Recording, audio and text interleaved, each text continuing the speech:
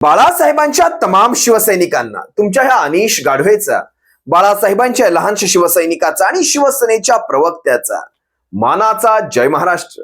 आज 31 डिसेंबर, जर या महाराष्ट्राच्या विधानसभेच्या अध्यक्षांनी राहुल नार्वेकरांनी ट्रायब्युनल, समांतर न्यायालय या लवादाने जर ती रडून रडून माननीय सुप्रीम कोर्टाकडनं ती मुदतवाढ मागितली नसती, ती वेळ वाढवून मागितली नसती, तर कदाचित आजच्याच दिवशी या 31 डिसेंबरच्या दिवशी या शिंदे टोळीचा, या शिंदे गटाचा काय तो सोक्षमोक्ष लागूनच गेला असता। आजच यांचा निकाल लागला असता, या शिंदे टोळीचा आजच निकाल लागला असता। आता बऱ्याच जणांच्या मनामध्ये एक साशंक भावना आहे, नेमकं काय घडेल। आता 10 जानेवारीची मुदतवाढ मिळाली। मी मागेही म्हणालो, बकरे की अम्मा कब तक खैर मनाएगी। कधीपर्यंत यांना वाटणारे आपण वाचू ती बकऱ्याची आई कधीपर्यंत ते निश्वास सोडणारे, बाबा आज तरी जीव वाचला, पण कधी ना कधीतरी ती सुरी चालवली जाणारच आहे।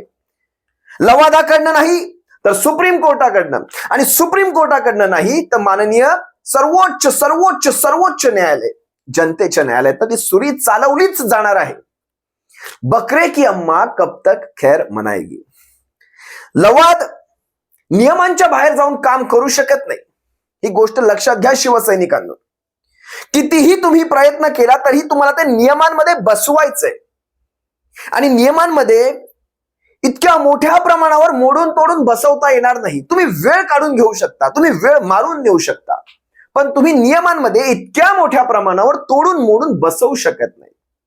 शेवटी तुम्ही पाहिलत ना, माननीय सुप्रीम कोर्टाने नरहरी झिरवळांनी जे काही निर्णय दिले होते, नरहरी झिरवळांचा पहिला निर्णय 16 आमदारांची अपात्रता होती, आणि दुसरा निर्णय त्यांनी अजय चौधरींची गटनेतेपदी जी नेमणूक होती ती वैध ठरवली होती।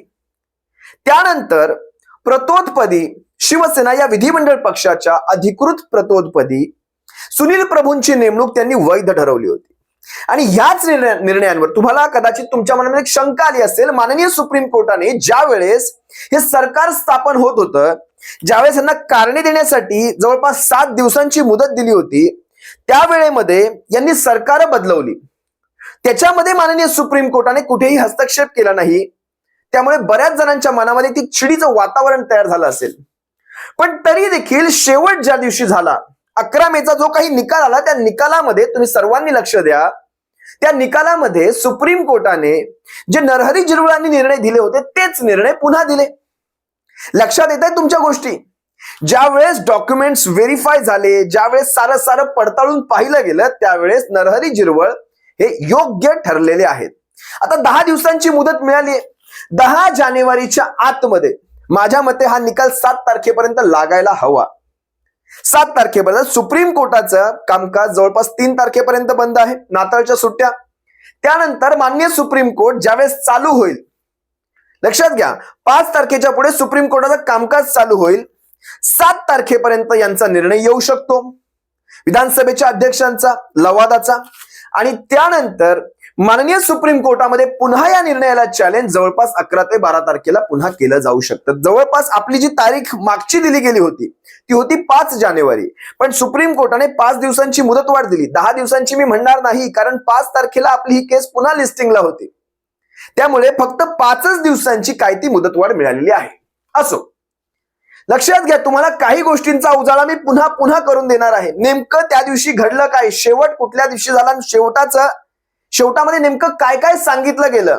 दोनही रिजॉइंडर असेल किंवा जेठमलानी असतील, रिजॉइंडर मध्ये देवदत्त कामत यांनी नेमकं काय सांगितलं, ह्या गोष्टी तुम्ही लक्षात घ्या। देवदत्त कामत यांचा संपूर्ण फोकस हा व्हीपवर होता, आणि जेठमलानींचा फोकसही हा व्हीपवरच होता।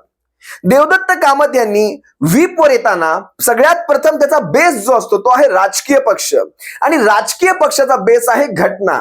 त्या घटनेवर देवदत्त कामत यांचा संपूर्ण फोकस होता, तुम्ही सर्वांनी पाहिलात।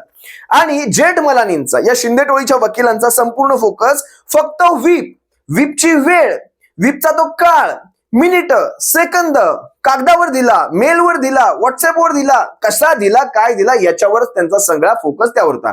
म्हणजे व्हीप कशा प्रकारे योग्य मार्गाने मिळाला नाही हे दाखवायचा ते प्रयत्न करत होते।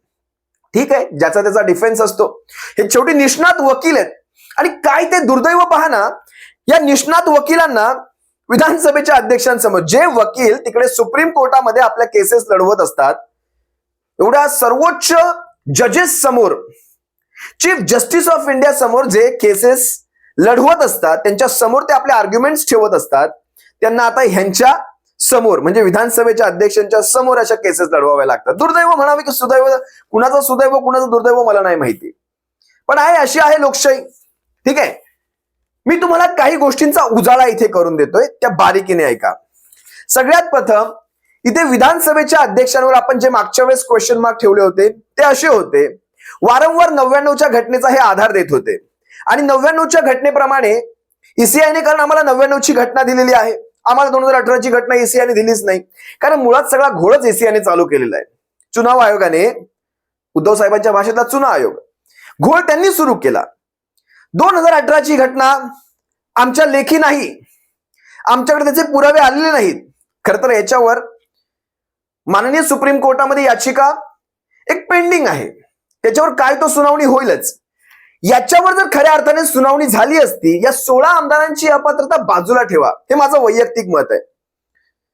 या 16 आमदारांना मी नाही तेवढा इम्पॉर्टन्स देत, या 16 आमदारांना मी नाही देत, वैयक्तिक माझं हे वैयक्तिक मत आहे.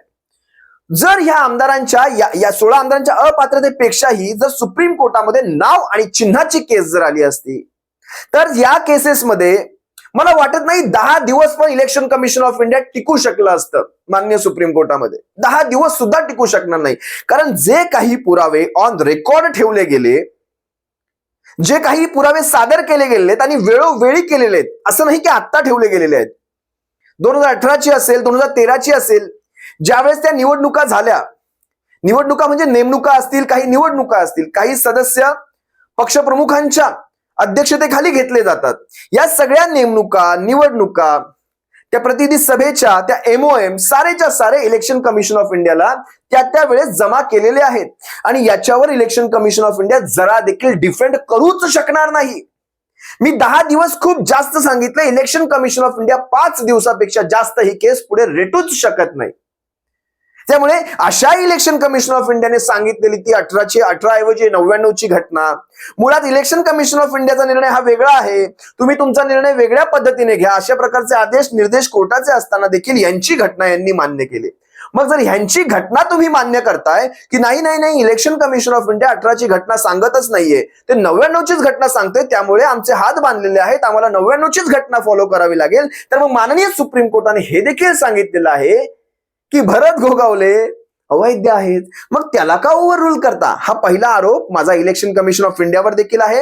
आणि दुसरा आरोप जो आहे हा विधानसभेच्या अध्यक्षांवर होता.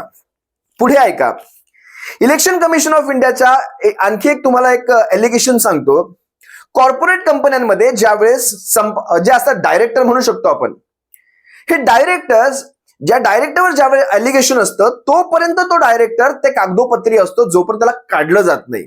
आणि ज्या दिवशी काढलं जातं त्या दिवसापर्यंत कागदोपत्री, ते ऑथॉरिटी सिग्नेटरी म्हणतात ना आपण, ती ऑथॉरिटी सिग्नेटरी तोच डायरेक्टर असतो जोपर्यंत तो त्या पदावर आहे.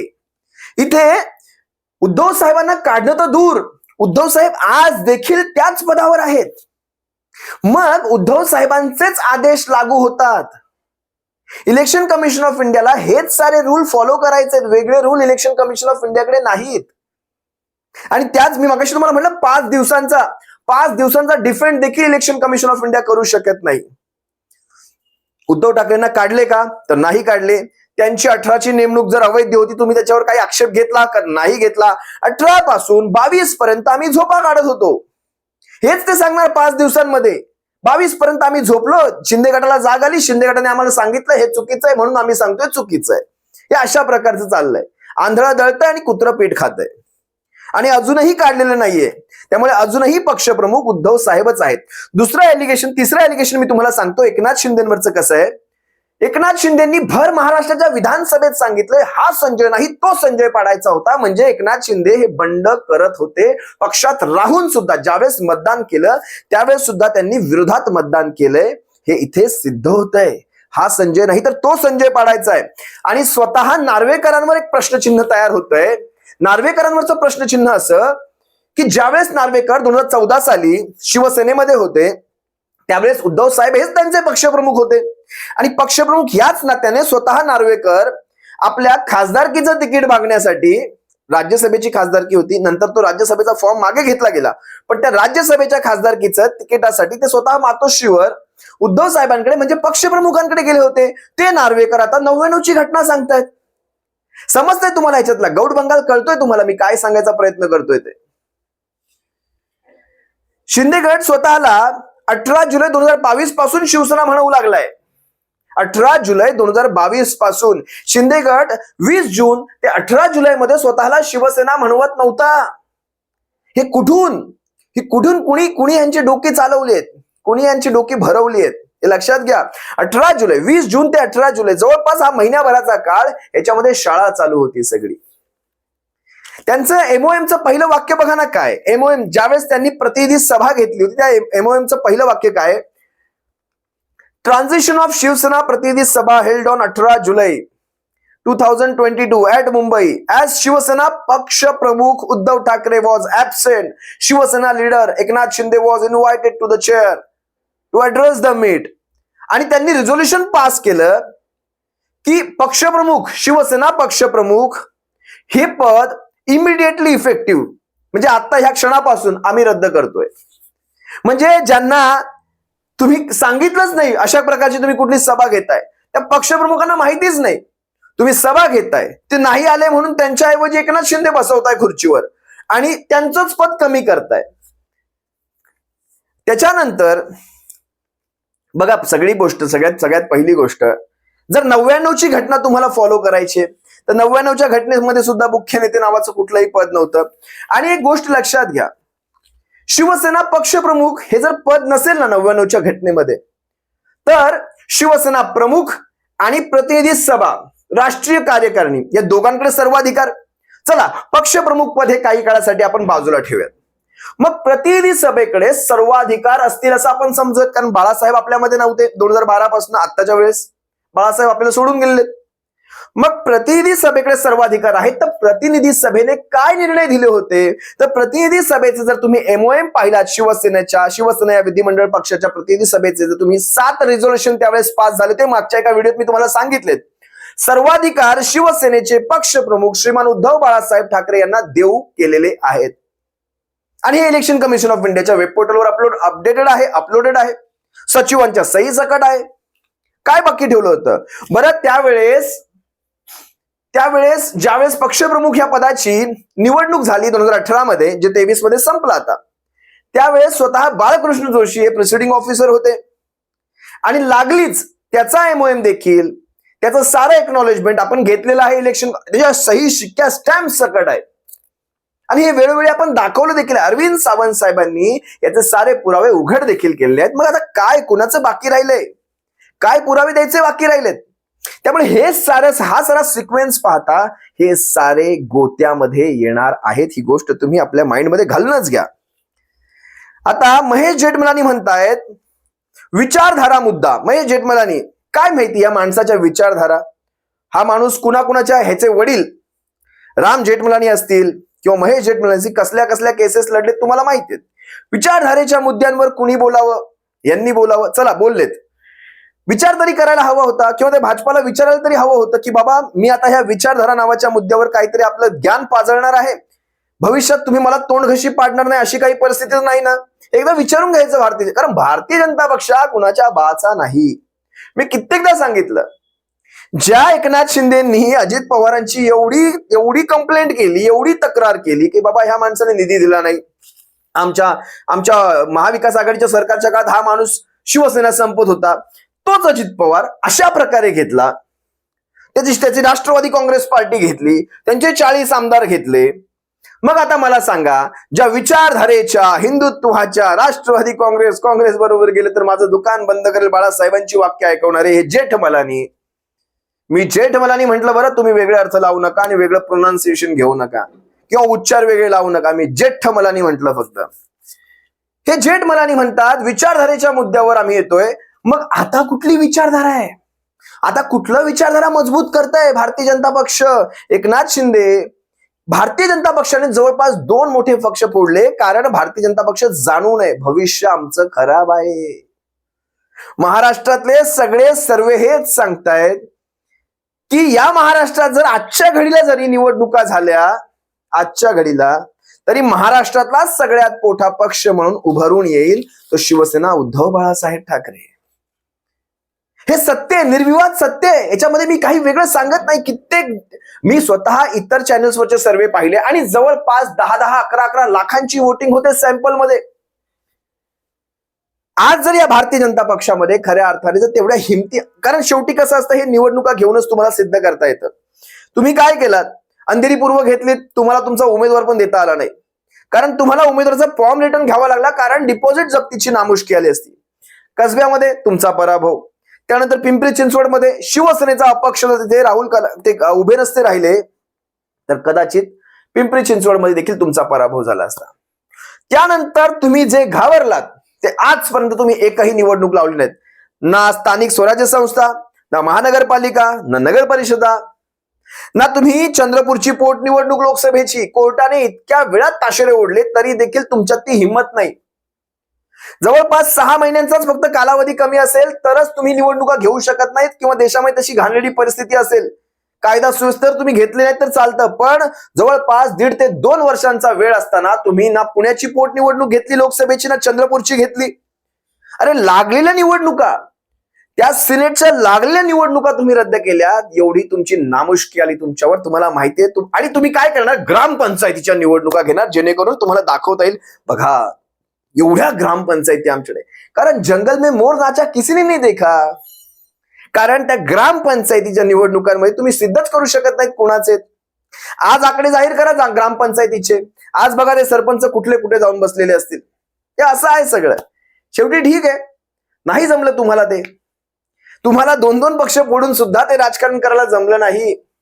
हे शेवटी कसं असतं, ज्याला राजकारणामध्ये तत्व वगैरे काही पडलेलं नसते ती माणसं अशा प्रकारचं घाणेरडं राजकारण करतात.